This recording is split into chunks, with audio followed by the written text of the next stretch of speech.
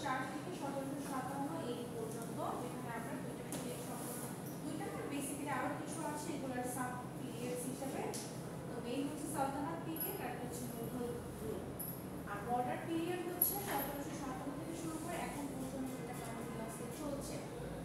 তারপরে কি কি আছে, colonial rule, Pakistan rule, Bangladesh after independence, মানে এখন যেটা কন্টিনিউয়াসলি চলছে। এইভাবে করে তিনটা পিরিয়ডে এটাকে ক্লাসিফাই করা হয়েছে। আচ্ছা, বেসিক্যালি আমরা এই কোর্স মানে এই চ্যাপ্টারটাতে দেখব হচ্ছে মুসলিম রুল বা মিডিয়েভাল পিরিয়ড চলছে, ঠিক আছে?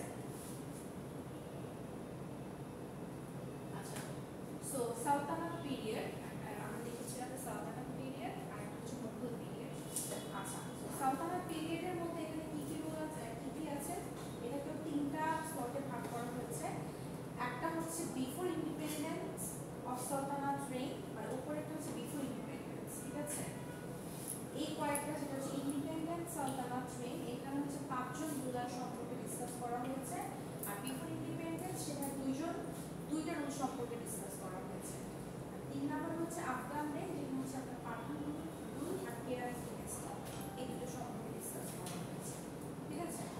তো আপনাদের যদি কোশ্চেনে যদি দেওয়া হয় যে তিনটা যে পিরিয়ড, এই তিনটার নাম লিখতে, তাহলে হচ্ছে এই তিনটা হচ্ছে নাম লিখবেন এবং কোনটা কোন পিরিয়ডের মধ্যে পড়ছে জাস্ট সেটাকে মেনশন করে দিবেন, ঠিক আছে? আচ্ছা, তো আজকে আমরা প্রথমে যার সম্পর্কে দেখবো সেটা হচ্ছে খিলজি রুল, ঠিক আছে? খিলজি রুল কত থেকে কত ছিল? 1204 থেকে 1227।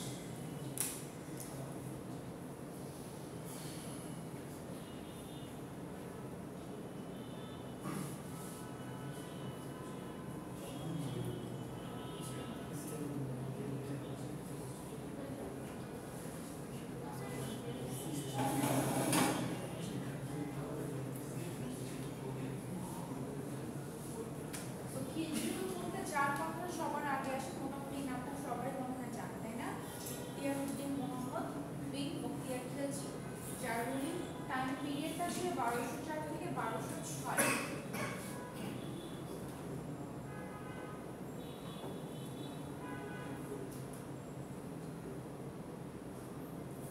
মাত্র 2 বছর, সরি 1204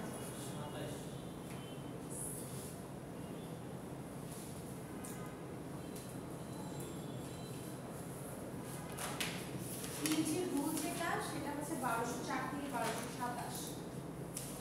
খিলজি রুলে তো শুধুমাত্র হচ্ছে বখতিয়ার খিলজি যে ছিলেন তা না, আরো তো রুলার ছিলেন, তাই না?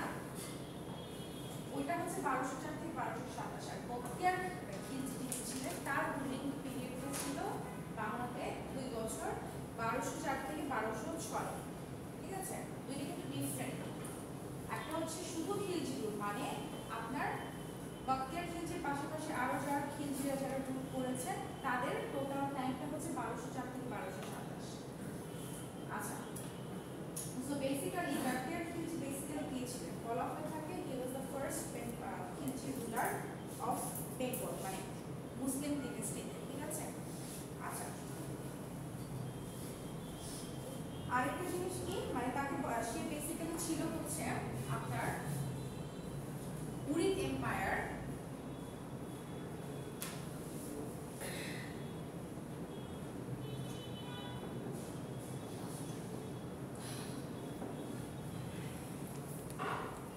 তার অ্যানাদার যে পরিচয় ছিল সেটা ছিল সে ছিল বেসিক্যালি হচ্ছে উরিদ এম্পায়ারের জেনারেল অফ উরিদ এম্পায়ার।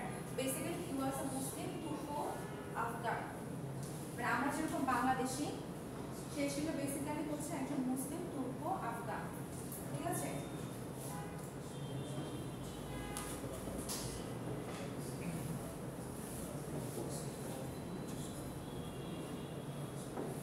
এখানে কিছু কিছু ইনফরমেশন যেগুলো আপনারা এখানে পাবেন, কিছু কিছু এখানে পাবেন না, লিখে নিতে হবে।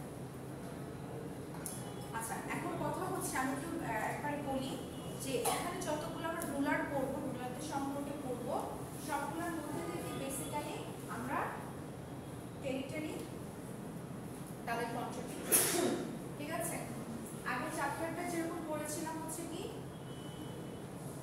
রেসের যে চ্যাপ্টারটা ছিল ওটাতে আমরা কি কি পড়তে বলেছিলাম? হ্যাঁ,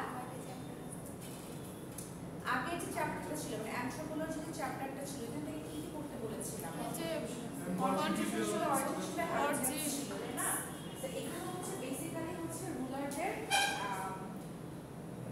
টেরিটরি মানে টেরিটরি বলতে হচ্ছে তাদের রুলিং এরিয়া কি কি ছিল বা তারা কোন কোন এরিয়া নিয়ে তারা রুল করতো সেটা আর হচ্ছে তাদের কন্ট্রিবিউশন। ঠিক আছে, সো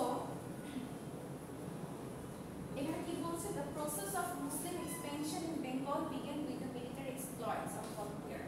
Basically বেঙ্গলে বখতিয়ার খিলজির মানে এন্ট্রিটা হয় তা হচ্ছে একটা সাডেন এক্সপ্লয়টেশন দিয়ে, ঠিক আছে, মিলিটারি অ্যাটাক দিয়ে। কততে? 1204 সালে।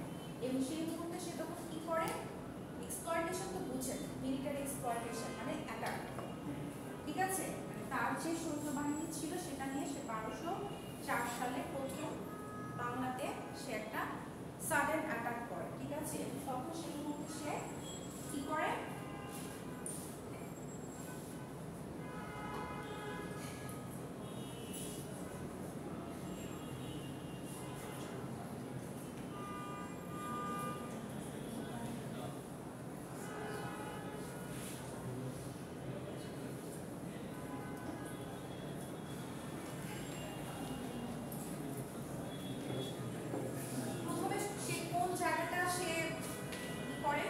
ক্যাপচার করে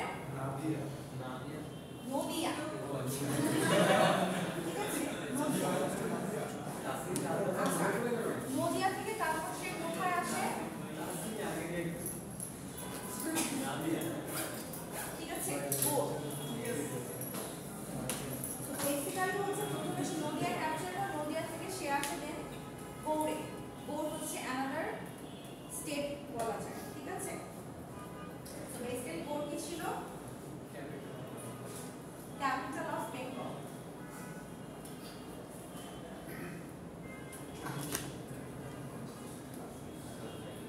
আচ্ছা,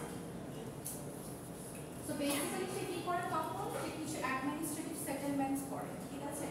কি বলছে, বিসাইডস না, গৌড় ক্যাপচার করার পর সে কি করে, সেখানে কিছু অ্যাডমিনিস্ট্রেটিভ সেটেলমেন্টস করে এবং তার পাশাপাশি সে কি করে, সে কিছু কন্ট্রিবিউশন রাখে। যে কন্ট্রিবিউশনের কথা আপনাদের বলছিলাম, যে কন্ট্রিবিউশনগুলো দেখবেন, ঠিক আছে।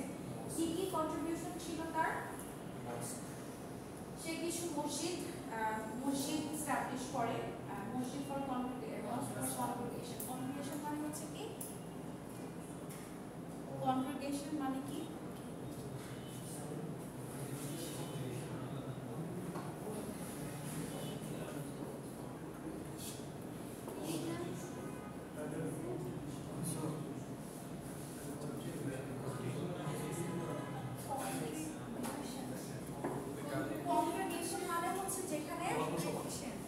সবাই জমায়েত হতে পারে, ঠিক আছে, যেখানে সবাই জমায়েত হতে পারে, ঠিক আছে,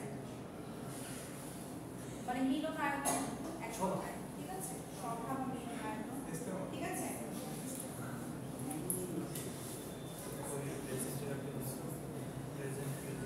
আর কি কি ছিল, মাদ্রাসা ছিল,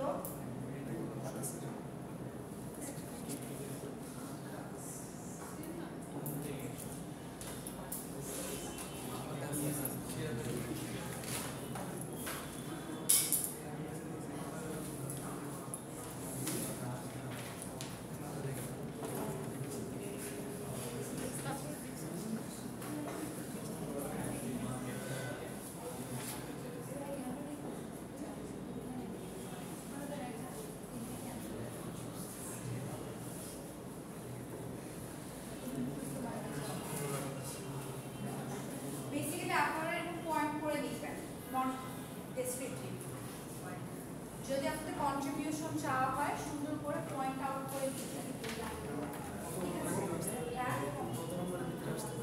এটা ডিপেন্ড করে, যেমন ধরেন এখানে কন্ট্রিবিউশন তার 3টা কন্ট্রিবিউশন বলা আছে, তাই না, তাহলে সেটার জন্য 2 মার্কস থাকবে কিংবা 2 হাইস 3 মার্কস থাকবে, ঠিক আছে। তো কন্ট্রিবিউশনগুলো পয়েন্ট আউট করে দিবেন। এখন সে সামথিংয়ের কাছাকাছি কি লিখবেন বলেন? ঠিক আছে, তো এমন কিছু লিখবেন যেটা হচ্ছে আপনার রিলেটিভ থাকবে। ঠিক আছে, ওকে ম্যাম ক্যাপিটাল অফ বাংলার ওই যে এই পাশে নদিয়ার capital of Bengal basically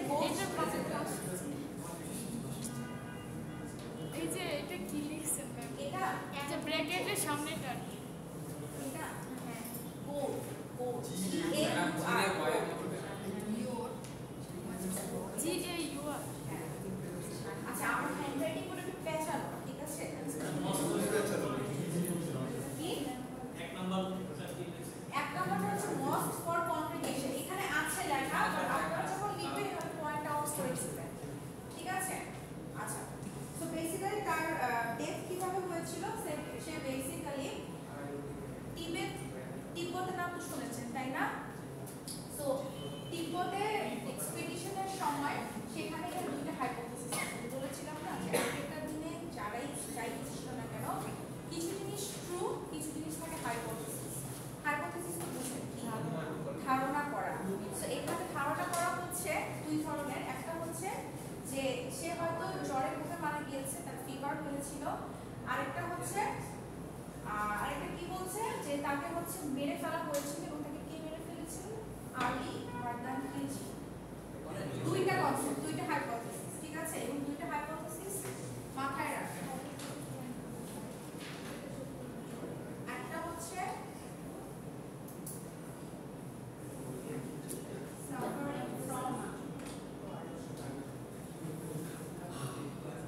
fever, আর আরেকটা হচ্ছে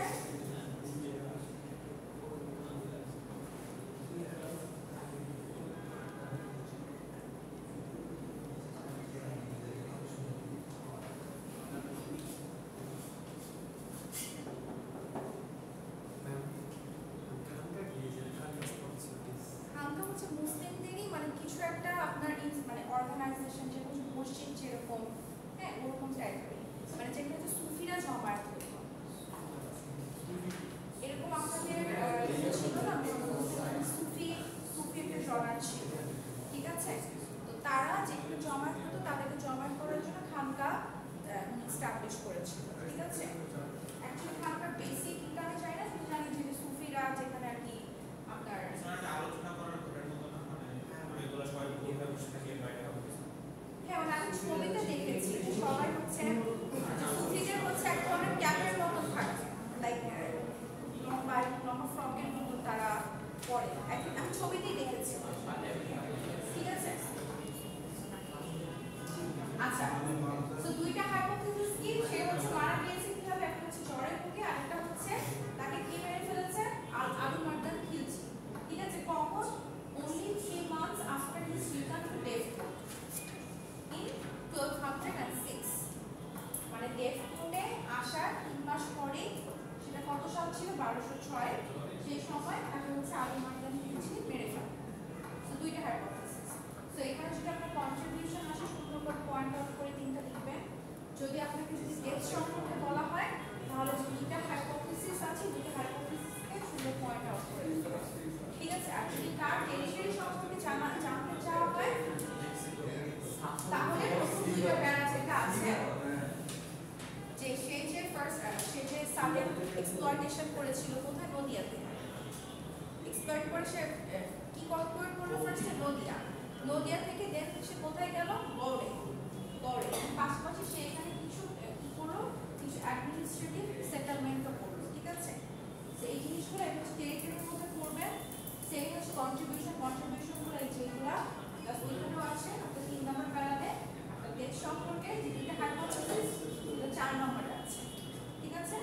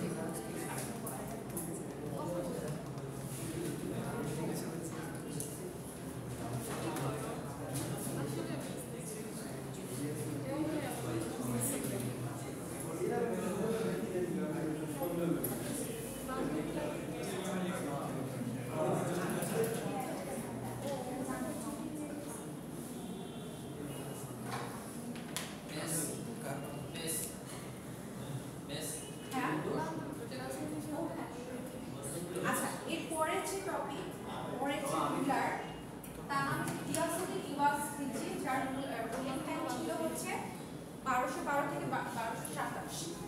আচ্ছা, এখন কথা হচ্ছে আপনাদের কোশ্চেন আসতে পারে 1206 সালে হচ্ছে আপনার বাপ্তিয়ার খলজি মারা গেল, তাহলে কেন হচ্ছে 1212 থেকে আবার স্টার্ট করা হচ্ছে? আর এই মাঝখানে যারা রুলার ছিল তাদের সম্পর্কে এখানে ডিসকাস করা হয়নি। ঠিক আছে, আমি ফার্স্টে বলেছিলাম এখানে যারা মোস্ট প্রমিনেন্ট, যারা বেশি বেশি কন্ট্রিবিউশন করেছে, যারা পাওয়ার বেশি, তাদের সম্পর্কে ডিসকাস করা হয়েছে। ঠিক আছে, সেরকম কিছু কিছু গ্যাপ থাকবে। ঠিক আছে, আচ্ছা, তো ইওয়াজ আমরা একটা বানান ভুলে গেছি।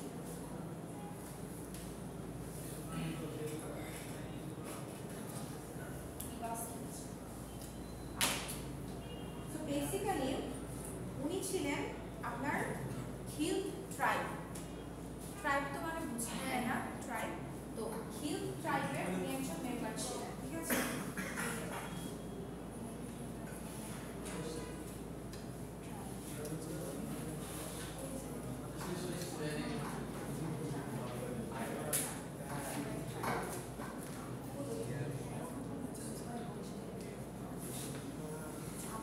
আই থিঙ্ক এই পয়েন্টগুলো এখানে লেখা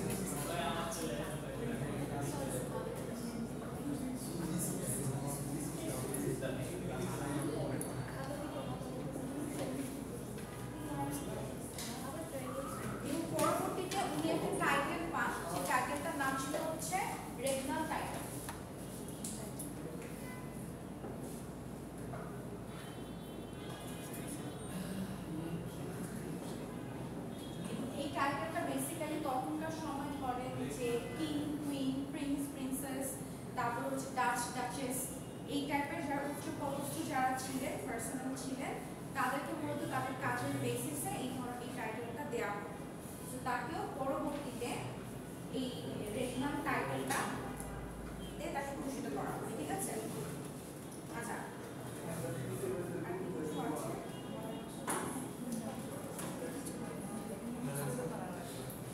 তো বেসিক্যালি সে হচ্ছে ম্যাম, হ্যাঁ বলেন। ফার্স্টের লাইনটা বুঝতেছি না।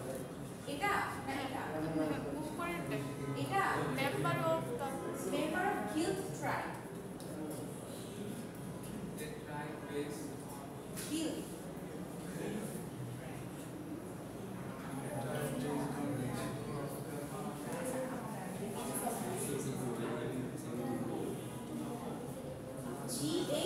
G-H-I-L-T-H. G-H-I-L-T-H. Guild. ঠিক আছে?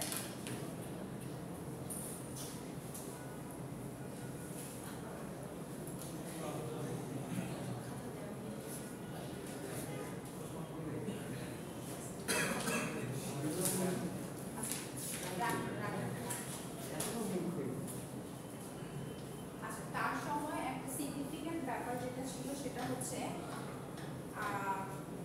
সে হচ্ছে প্রথম বেঙ্গল রুলার যার নামে কয়েন ইস্যু হয় না। আর আমাদের এখন কয়েনের মধ্যে কি থাকে, সাপোর্ট থাকে, সেরকম যে ছবি থাকে, এরকম না।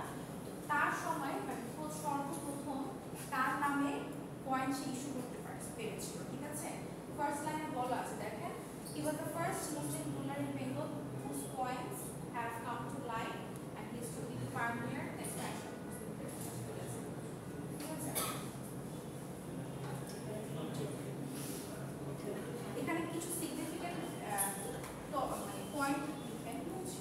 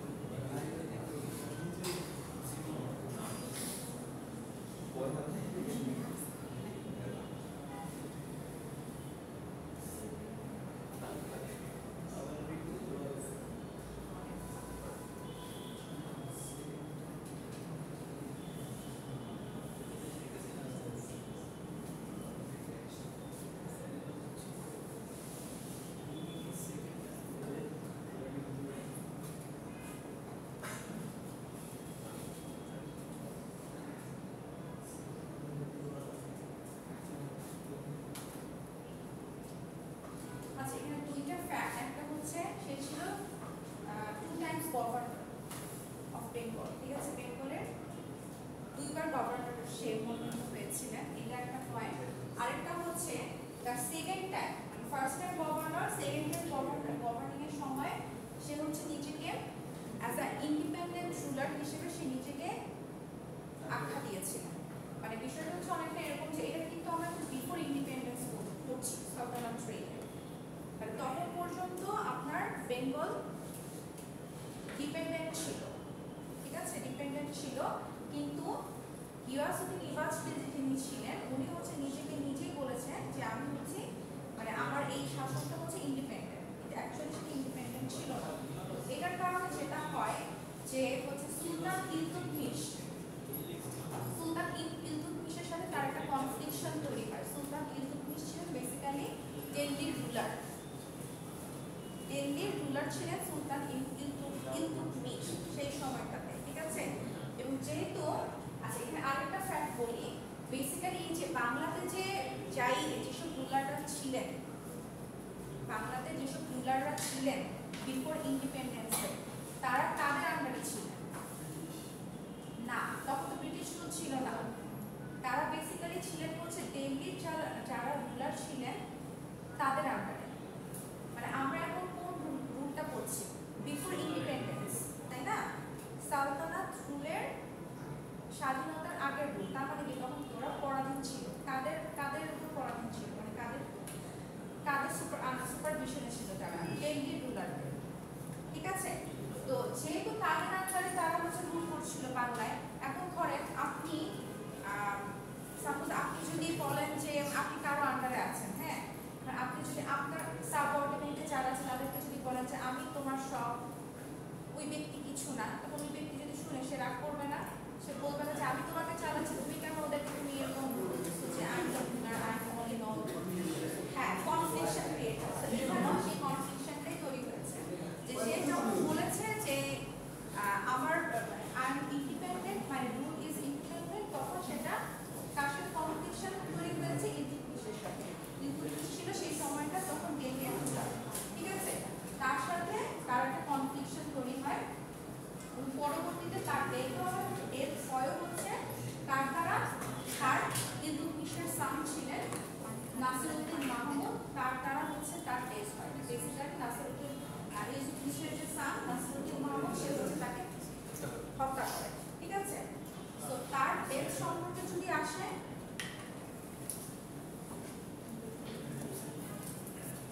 তাহলে এইটুকু লিখবেন, ঠিক আছে।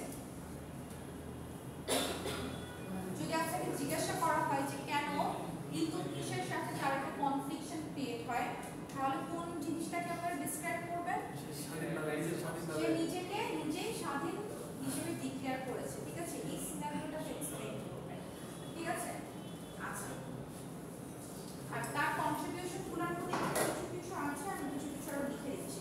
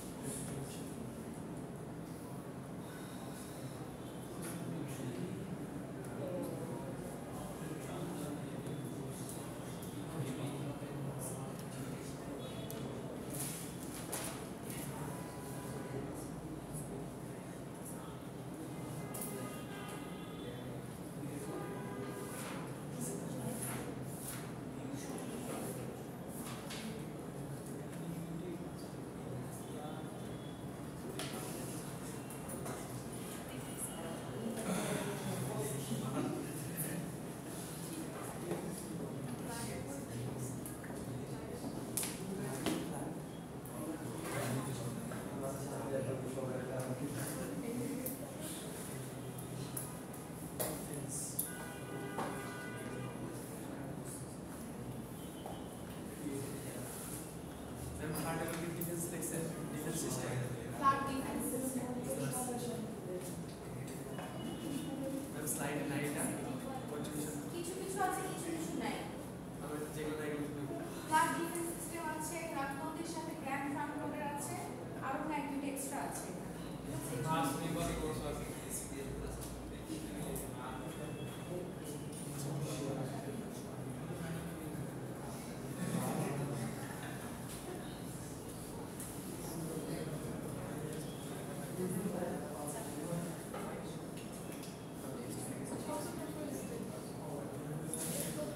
আচ্ছা, আপনাদের এসির টেম্পারেচারটা অনেক বেশি কমানো না? আমি সরি, অনেক বেশি বাড়ানো না? ঠিক আছে আপনাদের আরেকটি বারণ আবার শীত লাগে আপনার ক্লাস হয়ে যাবে। আপনার টেম্পারেচার কমানো না? বিকজ এখানে বাতাস একদমই আসছে। এই আমার কিছু লাগে ফাইন, আমরা বেশিক্ষণ নাই, সো সমস্যা হবে না। হ্যাঁ মানে এসো নিয়ে আসবে এটা আপনারা ক্লাস করেন, সমস্যা নাই, ক্লাস করেন, একটু পরে শেষ হয়ে যাবে।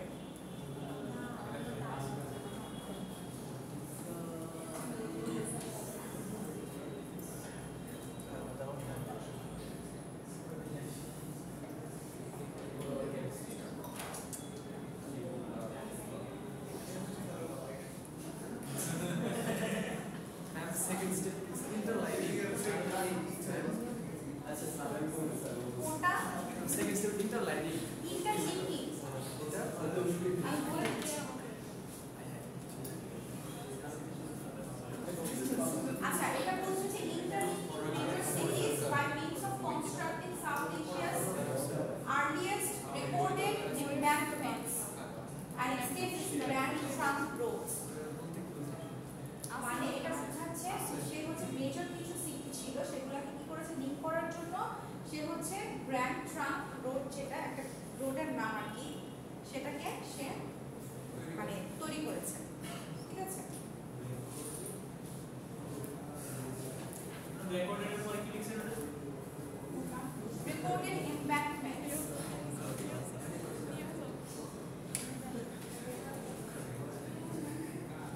এমব্যাঙ্কমেন্টস মানে হচ্ছে কি পাথ। আপনাকে বলি সবাইকে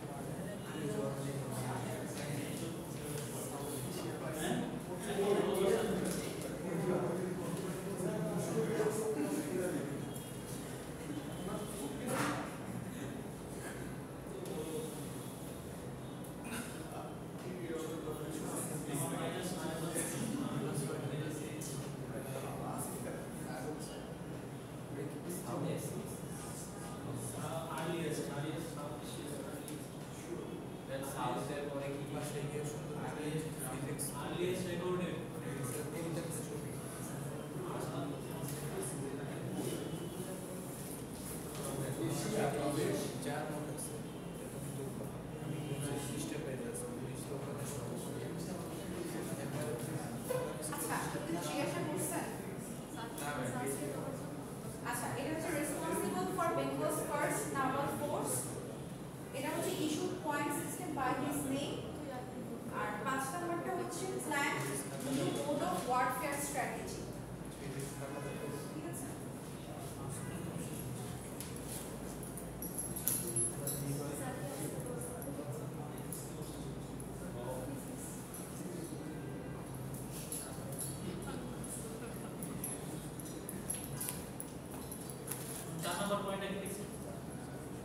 issued point system by his name.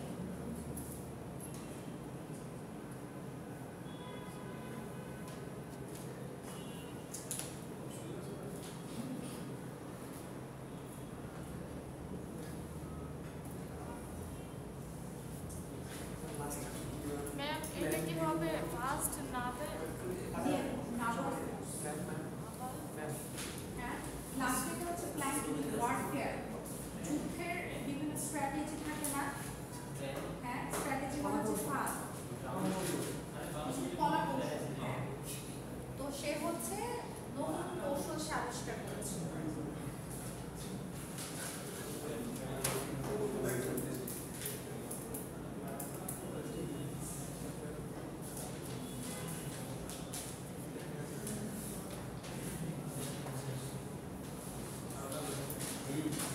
Last ওয়ার্ডটা কি স্ট্র্যাটেজি স্ট্র্যাটেজি হ্যাঁ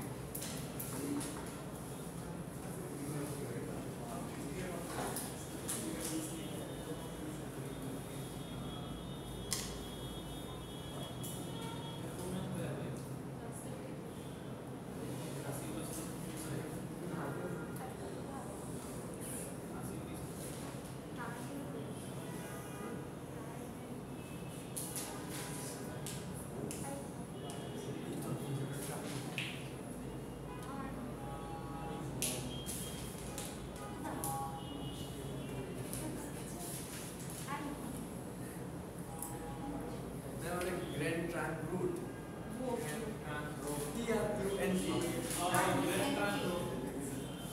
And we shoot coin system by his name. Point system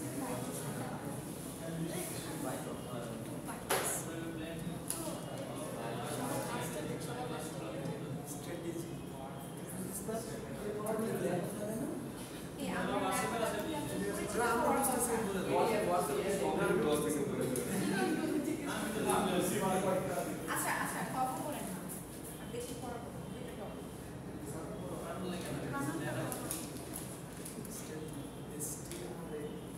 strategy STRATEGY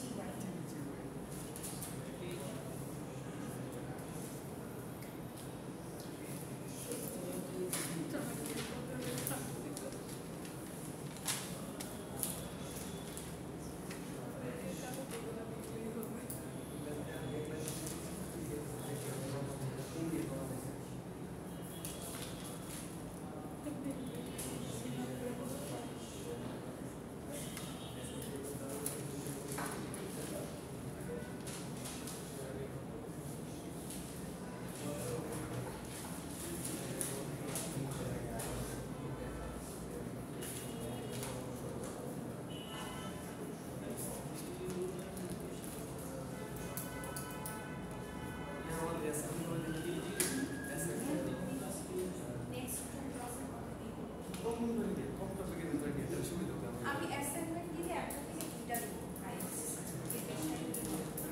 তো যেটা বড়ই হবে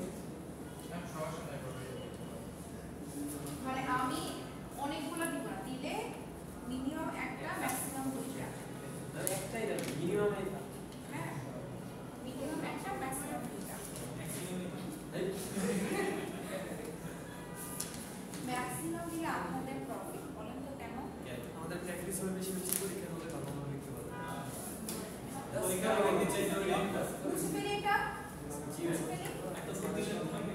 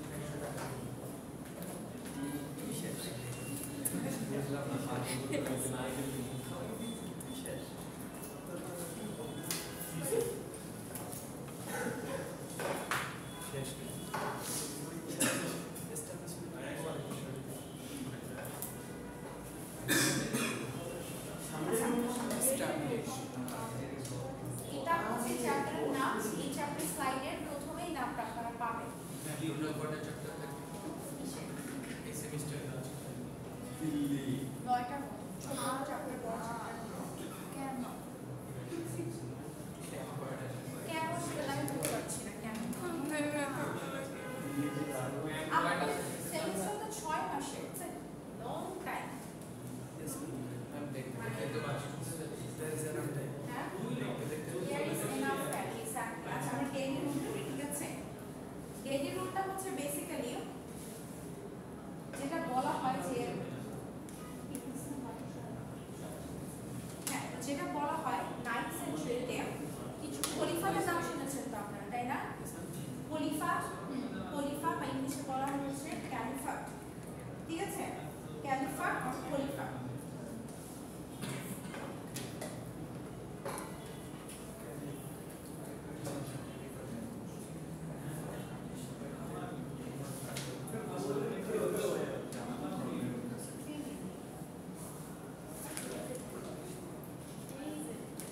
আচ্ছা যেটা বলা হয় 9th সেঞ্চুরিতে আপনার মিডল ইস্টে, হ্যাঁ মধ্যপ্রাচ্যে মিডল ইস্টে যেসব খলিফারা ছিলেন তারা কোনো একটা কারণে তারা নিজেদের মধ্যে বিভক্ত হওয়া শুরু করেছিল, মানে এটাকে বলা হয় ফ্র্যাগমেন্টেশন, তাদের নিজেদের মধ্যে বিভক্ত হওয়া শুরু করেছিল। যেটা হয় যে সেই খলিফারা বেসিক্যালি ছিল হচ্ছে কি আপনার টার্কিশ পিপল, ঠিক আছে? পরে আসি, বেসিক্যালি তারা ছিল হচ্ছে টার্কিশ পিপল, খলিফারা ছিলেন, ঠিক আছে?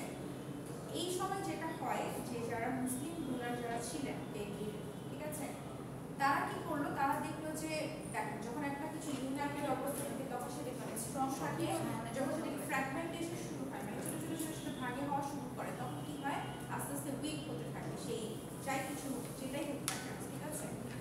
তো যখন মুসলিম রুলাররা যখন দেখলো যে এরকম খলিফারা মানে তুর্কিশ পিপলরা নিজেদের ফ্র্যাগমেন্টেশন হওয়া স্টার্ট করলো, তো তখন তারা কি করলো, তাদেরকে মানে ওই সুযোগটাকে তারা কাজে লাগায় এবং কাজে লাগায় যেটা করে, আচ্ছা তারা কিন্তু বলি এইসব খলিফারা বেশিরভাগই ছিল হচ্ছে নোম্যাডিক পিপল। নোম্যাডিক পিপল মানে হচ্ছে গিয়ে যাযাবর। আমরা গত যে চ্যাপ্টারটা ছিল ওখানে নোম্যাডিক নামটা শুনেছিলাম, তাই না? যাযাবর জাতি। তো বেসিক্যালি তারা ছিল যাযাবর গোষ্ঠী, তারা যাযাবর, যাদের কোনো জায়গা নাই কিছু নাই, তাদের মধ্যে ফ্র্যাগমেন্টেশন হচ্ছে মানে ভাগ হচ্ছে, তারা আরো বেশি উইক হয়ে যাচ্ছে, তাই না? তো এই সুযোগটাকে কাজে লাগিয়ে তখনকার যে মুসলিম রুলাররা যারা ছিলেন তারা কি করলো, তাদেরকে নিজেদের আয়ত্তে নিয়ে আসা শুরু করলো। এখন কথা হচ্ছে যে ওরা তো টার্কিশ ছিল, ঠিক আছে? বেসিক্যালি ওদের রিলিজিয়ান কি ছিল আমি ঠিক জানা নেই, তবে ওরা মুসলিম ছিল, টার্কিশ যারা ছিল। তো মুসলিম রুলাররা কি করলো, ওরা আস্তে আস্তে ওদেরকে নিজেদের আয়ত্তে নিয়ে আসলো এবং ওদেরকে আস্তে আস্তে কি করলো, মুসলিম রিলিজিয়ানে কনভার্ট করলো, মানে ওরা হচ্ছে কি হলো ইসলামাইজড করবার, ঠিক আছে? আচ্ছা এবং এটা কেন হলো, মানে আমি বললাম যে তুমি ইসলামাইজড হয়ে যাবে তা কিন্তু না, ওদের কারণ কি, ওদের পাওয়ার রিজনটা ছিল যে ওদেরকে বিভিন্ন বড় বড় পোস্ট দেওয়া হয়েছিল, ওদের সাবঅর্ডিনেটে বিভিন্ন বড় বড় পোস্টে তাদেরকে অ্যাসাইন করা হয়েছিল, যেমন হচ্ছে আপনার স্পেসিফিক্যালি যদি বলি আপনার কিছু মিলিটারি পোস্ট, ঠিক আছে? এইসব পোস্টগুলো তো তখনকার সময় হাই র্যাঙ্কের পোস্ট ছিল, তাই না? তো এইসব বড় বড় পোস্টে তাদেরকে অ্যাসাইন করানো হচ্ছিল। তো যারা যারা হচ্ছে ইসলামাইজড হয়েছিল তাদেরকে তারা বড় বড় পোস্টগুলো দিয়েছিল। আচ্ছা এখন এই বড় বড় পোস্টে থেকে যারা হচ্ছে মোস্ট মানে স্ট্রঙ্গার পিপল যারা ছিল, মানে রুল করার মতো যাদের ক্যাপাবিলিটি ছিল, তারাই মূলত এই যে 1227 থেকে 1341 এই সময়টুকুতে মানে 60 বছর 60 ইয়ার্স তাদেরকে দিয়ে বাংলাকে শাসন করানো হয়েছিল। আমি বুঝাতে পেরেছি? মানে যেসব নোম্যাডিক টার্কিশ পিপলরা যারা ছিল তাদেরকে প্রথমে ইসলামাইজ করানো হলো, তাদের মধ্যে থেকে যারা হচ্ছে একটু দেখেন যারা একটু স্ট্রং পিপল রুল করার মতো ক্যাপাবিলিটি আছে তাদেরকে দিয়ে এই 60 বছর বাংলাকে রুল করানো হয়েছিল, ঠিক আছে? আচ্ছা এই যে যাদেরকে রুলার বানানো হয়েছিল বাংলার, মানে যেসব টার্কিশ পিপলদেরকে তখন বাংলার রুলার বানানো হয়েছিল, বেসিক্যালি তাদেরকে বলা হচ্ছে মামলুক। মামলুক মামলুক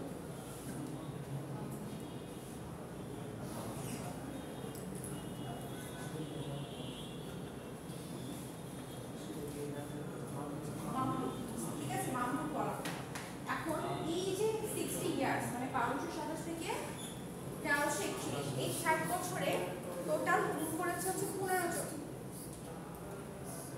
15 জন রুলার রুল করেছে। এই 15 জন রুলারের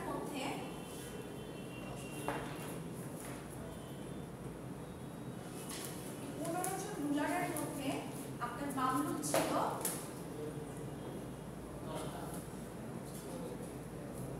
10 জন, আর বাকি 5 জন ছিল হচ্ছে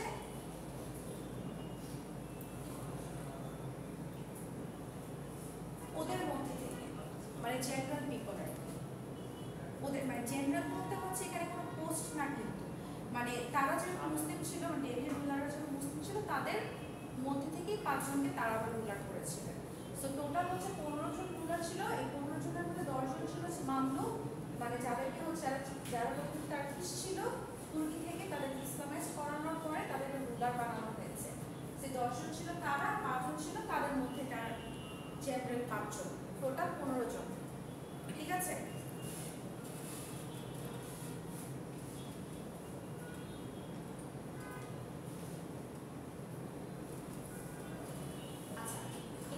কথা আছে দেখেন, but all these 15 rulers belong to the Turkish race. During the Turkish reign there was এখানে একটু চেঞ্জ হবে, ঠিক আছে? 15 জনের মধ্যে 15 জনই কিন্তু টার্কিশ ছিল না, 10 জন ছিল মামলুক। ঠিক আছে?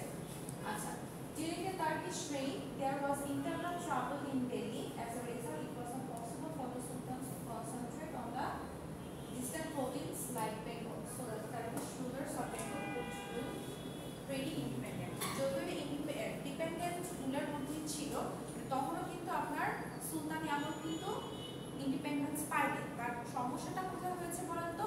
দিল্লি থেকে বেঙ্গলের যে মানে ইন্টারনাল যে ডিস্টেন্সটা এটা অনেক বেশি ছিল, যার কারণে দিল্লির যারা মানে মেইন রুলার ছিল, বড় বড় রুলার ছিল, এই ডিস্টেন্সের কারণে রুলিংয়ে তাদের একটা প্রবলেম হচ্ছিল, কমিউনিকেশন প্রবলেম বা ট্রান্সপোর্টেশন প্রবলেমগুলোর কারণে তারা ঠিকমতো তাদের উপর কর্তৃত্ব করতে পারছিল না। সেই দিক থেকে চিন্তা করে তখনকার সময় যারা রুলার ছিল, মানে যে টার্কিশ পিপল বলেন বা বেঙ্গল রুলার যারাই বলেন না কেন, তারা কিছুটা হলেও তো ইন্ডিপেন্ডেন্টলি রুল করতে পেরেছিল এই টাইমটাতে। বাট স্টিল বেঙ্গল কিন্তু তখনও কিন্তু ইন্ডিপেন্ডেন্স পায়নি। ঠিক আছে? এই কনসেপ্টটা কি ক্লিয়ার হয়েছে? একটু বলেন তো,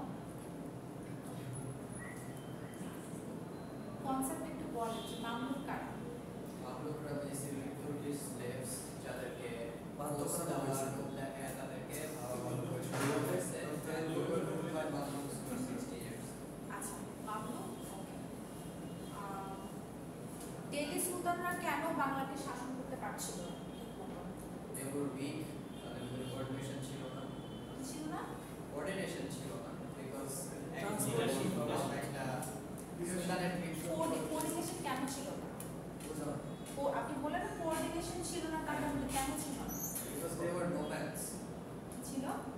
আপনি দিল্লি সুলতানের কথা বলছেন না? আমি বললাম যে দিল্লি সুলতান,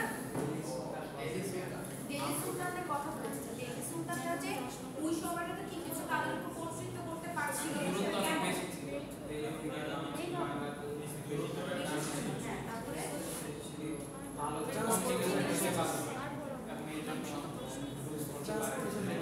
ট্রান্সপোর্টেশন প্লাস কমিউনিকেশন সিস্টেম, সেটার মধ্যে কি সেটার মধ্যে কোঅর্ডিনেশনের প্রবলেম হচ্ছিল, তাই না? ঠিকমতো তারা মেইনটেইন করতে পারছিল না, যার কারণে মানে তাদের যে কর্তৃত্বটা করার ইচ্ছা ছিল সেই অনুযায়ী তারা ঠিকমতো কন্ট্রোল করতে পারছিল না তাদেরকে, তাই তো? সো যার কারণে মোটামুটি বলতে গেলে সেই সময়টাতে আপনার টার্কিশ পিপলরা বা এই যে 15 জন রুলার তারা মোটামুটি কিছুটা ইন্ডিপেন্ডেন্টলি বাংলাকে শাসন করতে পেরেছে। বাট স্টিল তখন পর্যন্ত কিন্তু বাংলা ইন্ডিপেন্ডেন্স পায়নি। বুঝতে পেরেছেন? ধরেন আপনার বাসায় হচ্ছে আপনার সিনিয়র পার্সন আছে যে আপনার ঘরটাকে রুল করে, তাই না? তাকে আপনারা শ্রদ্ধা করেন, হ্যাঁ? সে যা বলবে সে তাই। সকাল 6টার দিকে উঠতে হবে, 7টার দিকে উঠতে বসতে হবে, 8টার দিকে 9টার দিকে রেডি হয়ে ভার্সিটি যেতে হবে, তাই তো? ধরেন সে কোনো কাজে বাইরে চলে গেল, ধরেন 1 মাসের জন্য সে বাইরে চলে গেল, তখন কি করবেন আপনি? তখন দেখা যাবে যে আপনি ইচ্ছা মতন 6টা থেকে 7টার দিকে ঘুম থেকে উঠবেন, 10টার দিকে বের হবেন ভার্সিটি যাওয়ার জন্য, মানে ইচ্ছা মতো চলবেন আর কি, তাই তো? একটা স্বাধীনতা পাবেন আর কি তখন। ওইটাই হচ্ছে ওরা পেয়েছিল ডিস্টেন্স হওয়ার কারণে। আর বুঝতে পেরেছি?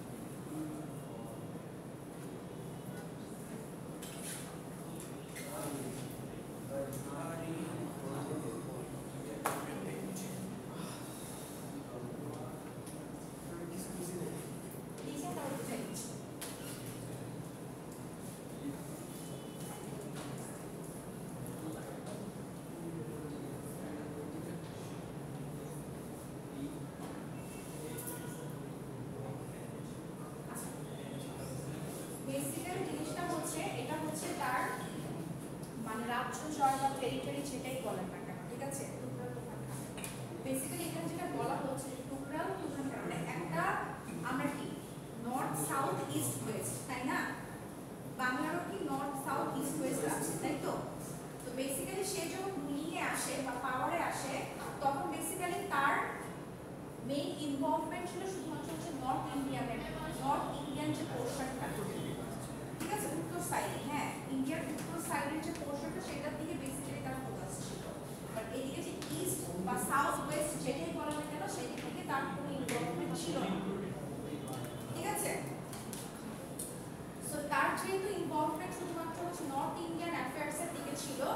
সেই সময় সে কি করে, নর্থ ইন্ডিয়ান সাইডের সে সর্বপ্রথম তিরহুত জয় করে। ঠিক আছে, সাকসেসফুলি রাষ্ট্র তিরহুত মানে আপনার পাওয়ারে আসার সাথে সাথে সে নর্থ ইন্ডিয়ান পোর্শনের তিরহুত যে জায়গাটা, তিরহুত যে স্টেটটা, সেটার সাথে সাথে সে কনকোয়ার করে। ঠিক আছে, করার পরে সে তারপরেই কোনটা কনকোয়ার করে, ওয়েস্ট পোর্শনটা, মানে বাংলার ওয়েস্ট পোর্শনটা, মানে পশ্চিম পোর্শন। ঠিক আছে, সেখানে ওই কর্নারটাকে জাস্ট হচ্ছে আপনার ফ্লো দিয়ে বোঝানো হয়েছে। মানে কথাগুলো ওইখানে বলা আছে, এইটাকে জাস্ট এখানে ফ্লো আকার এখানে সাজানো হয়েছে। ঠিক আছে, আর তিরহুত ছিল বেসিক্যালি তখন বিহারের নর্দার্ন পার্ট।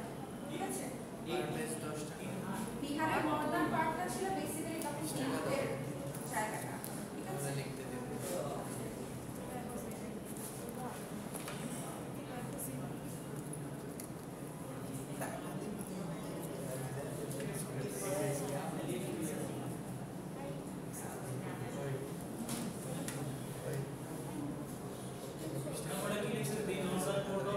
বিহার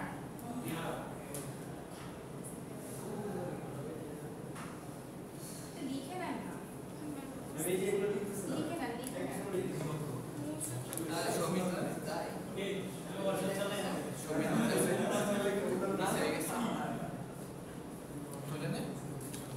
চেষ্টা করবো যদি ম্যাম মুছে ফেলে তাই তিরহুতের পরে ওই যে পশ্চিম দিকে তিরহুতের পরে হচ্ছে পশ্চিম টু ওয়েস্ট, তারপর ওয়েস্ট নাকি বাংলা বাংলা না না, আপনার বাংলা তখন যতটুকু এরিয়া নিয়েছিল, বাংলা তো তখন পুরোটাই বেঙ্গল ছিল, তাই না? এমন না যে তখন হচ্ছে আপনার ইস্ট বেঙ্গল, ওয়েস্ট বেঙ্গল ছিল না, টোটালটাই হচ্ছে বেঙ্গল ছিল।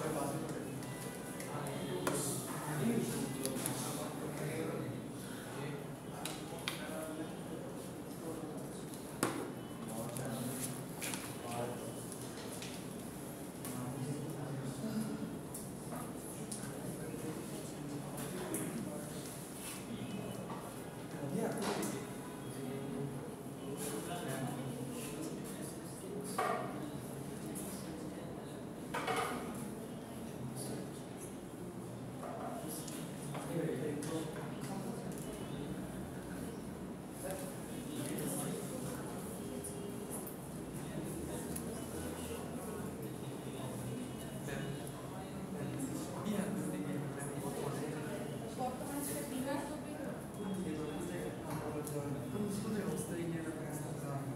বিহার তো ইন্ডিয়াতে উড়িষ্যা বিহার নাম হচ্ছে না, উড়িষ্যা বিহার ইন্ডিয়ান থেকে পড়েছে। আচ্ছা, এখানে আরেকটা ঘটনা সম্পর্কে দেওয়া আছে, সেটা হচ্ছে যে তার সময়কালে একজন হিন্দু কিং ছিলেন, ওড়িশার কিং, তার নাম ছিল নরসিংহ দেবা। ঠিক আছে, সে তখন হচ্ছে বেঙ্গলকে আক্রমণ করে এবং তার আক্রমণের কারণে আপনার হচ্ছে গিয়ে তুফান খানের যারা আর্মিরা ছিল বা তুফান খানের যারা পিপলরা ছিল, তারা হচ্ছে বেসিক্যালি কি হয়, একটু উইক থাকে তারা তখন সেই সময়টা, এবং তারা হচ্ছে কি হয়, পিছু হটে। ঠিক আছে, কি বলছে, the Oriya army pursued the Muslim on the way to Lucknow the capital center and besieged the city. Besiege মানে হচ্ছে ছিনিয়ে নেওয়া। ঠিক আছে, মানে তার যে সময়টাতে যে ওড়িশার কিং ছিল তখন, সেই সময়ে নরসিংহ দেবা ওয়ান, মানে এরকম থাকে না যে ধরেন বাবার নাম হচ্ছে নরসিংহ দেবা, তার ছেলের নাম হচ্ছে নরসিংহ দেবা ওয়ান, তার ছেলের নাম হচ্ছে নরসিংহ দেবা টু, একই নাম 1 2 3। তো মেয়েটি তার বাবার নাম ছিল নরসিংহ দেবা, তার ছেলে হিসেবে তার নাম হচ্ছে নরসিংহ দেবা ওয়ান। ঠিক আছে, তো সেই সময় কি হয়, তারা হচ্ছে সেই সময় তুফানটা কি করে, দিল্লি সুলতান আলাউদ্দিন মাসুদ শাহর অ্যাসিস্ট্যান্স চায়। বেসিক্যালি কি বাংলাদেশের সুলতানরা ছিলেন বা বাংলাদেশের রুলাররা ছিলেন, তারা কাদের আন্ডারে ছিলেন, দিল্লি সুলতানদের আন্ডারে ছিলেন, তাই না? তারাই তো বলতে গেলে তাদের গডফাদার ছিল, তাদের পাওয়ার তাদের থেকেও কি বেশি ছিল। সো যেহেতু আপনার নরসিংহ দেবা যেহেতু তাদের টেরিটরি আক্রমণ করেছিল।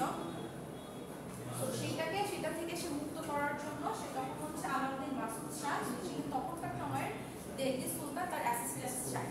ঠিক আছে, অ্যাসিস্ট্যান্স মানে সাহায্য চায় আর কি, যে আমার কি বলে আমার ক্যাপিটাল হচ্ছে ওরা আক্রমণ করেছে, আপনি আমাকে হেল্প করেন, কাইন্ড অফ এই টাইপের। ঠিক আছে, আপনি যদি মানুষের কাছে সাহায্য চান যে ভাই আমাকে হেল্প করেন এই প্রবলেমটা সলভ করতে, চান না? হেল্প চান না? কোডিংয়ে যদি কোনো প্রবলেম ফেস করেন, হ্যাঁ ঠিক ও হেল্প চেয়েছিল। ঠিক আছে, এটা কি নবাবদের আগে? কোনটা নবাবদের আগে? কিসের আগে? নবাবদের আগে নবাব রুল যেটা ছিল। নবাবদের আগে বলতে দিল্লির সুলতান সুলতানদেরকে তো কাইন্ড অফ নবাব বলা হতো। ওরা আলাদা। আমাদের এটা নবাবরা আলাদা। খুব একটা পার্থক্য নাই, খুব একটা না। আচ্ছা, এটা দেখে হচ্ছে আলাউদ্দিন মাসুদ শাহ, যিনি ছিলেন দিল্লির সুলতান, উনি হচ্ছে তার দুইজন মোস্ট পাওয়ারফুল পারসনকে সেন্ড করেন। তারাও বেসিক্যালি হচ্ছে টার্কিশ পিপলই ছিলেন। ওই দুইজনকে মালিক কার্টার শাহ, মালিক কার্টার শাহ আর হচ্ছে মালিক তুগলাক কামাল খান, এই দুইজনকে হচ্ছে সেন্ড করেন। এবং এই দুইজন আসছে, এটার খবর পাওয়ার সাথে সাথে আপনার হচ্ছে নারসিংহদেব ওয়ান এবং তার যে আর্মিরা, তারা হচ্ছে বেসিক্যালি পিছু হটে মানে তারা যে তাদের যে এরিয়াটাকে ছিনিয়ে নিয়েছিল তাদের কাছ থেকে, সেটাকে তারা কি করে ছেড়ে দেয় তাদের কাছে। ঠিক আছে, আমরা চলে যাচ্ছি, তোমরা তোমাদের টেরিটরি নিয়ে থাকো। ঠিক আছে, আচ্ছা এখন কথা হচ্ছে যেহেতু তুগলক খান হচ্ছে তার টেরিটরি পেয়ে গেল, ঠিক আছে, কিসের পথে গিয়ে এখন এই দুজনের ফিরে যাওয়ার কথা দিল্লিতে। কোন দুজনের? মালিক কার্টার শাহ আর মালিক তুগলাক কামাল খান, দুজনে চলে যাওয়ার কথা, তাদের কাজ শেষ। তারা তাদেরকে আসলে হেল্প করতে, যেহেতু ওরা ওদের রাজ্য পেয়ে গেছে, তো তারা এখন চলে যাবে তাদের জায়গায়। কিন্তু এখানে প্রবলেমটা হয়ে গেছে যে আপনার তুগলাক কামাল খান যিনি ছিলেন, উনি তো বেসিক্যালি দিল্লি সুলতানের সাবঅর্ডিনেট ছিলেন, তাই না? দিল্লি সুলতান নিজেই পাওয়ারফুল, তার সাবঅর্ডিনেটরা বলতে গেলে পাওয়ারফুল ছিলেন। তো সে চিন্তা করলো যে আমরা আসছি, ওদেরকে আমরা সেফ করলাম, ঠিক আছে, ওদের রাজ্য ওদের কাছে ফিরিয়ে দিলাম, কথা হচ্ছে আমার কি থাকবে? তো যেটা হয়েছে, মালিক কার্টার খান যিনি ছিলেন উনি চলে গেছেন, তুগলাক কামাল খান যিনি ছিলেন উনি তখন এই রাজ্য চেয়ে বসছেন যে ঠিক আছে তোমার রাজ্যটা তুমি আমাকে দিয়ে দাও। কাকে বলছে? তুঘান খানকে বলছে। ঠিক আছে, যার রাজ্য তারা ছাড়াতে আসছে তাকে বলছে তোমার রাজ্য দিয়ে দাও, আমি তোমার রাজ্য এখন রুল করবো। এখন কখন সে তো পাওয়ারফুল, যেহেতু দিল্লি সুলতানের সরাসরি সাবঅর্ডিনেট ছিলেন, সে তো পাওয়ারফুল, তাই না? তার ইসেতে সে বুঝতে পারছে যে সে তার সাথে পারবে না। তখন হচ্ছে যেটা হয়, তুঘান খান যিনি ছিলেন উনি হচ্ছে এখান থেকে পালিয়ে যান, মানে তার রাজ্য তার কাছে ছেড়ে দিয়ে পালিয়ে যান। সেটা হচ্ছে এরকম, মানে ধরেন আপনি পাওয়ারফুল, ঠিক আছে, আমি আপনার থেকে কম পাওয়ারফুল, হ্যাঁ, এখন আপনি যদি বলেন যে তোমার রাজ্য আমি এখন থেকে শাসন করবো, আর আমি বুঝতে পারতেছি তোমার সাথে লড়াই করতে গেলে আমি জিততে পারবো না, তো আমি কি করবো? আমি হচ্ছে পালিয়ে যাবো। ঠিক আছে, এইভাবে করে বেসিক্যালি তার যে 10 বছরের বেঙ্গল রুলিং টাইমটা ছিল, কত থেকে কত? 27 থেকে 41।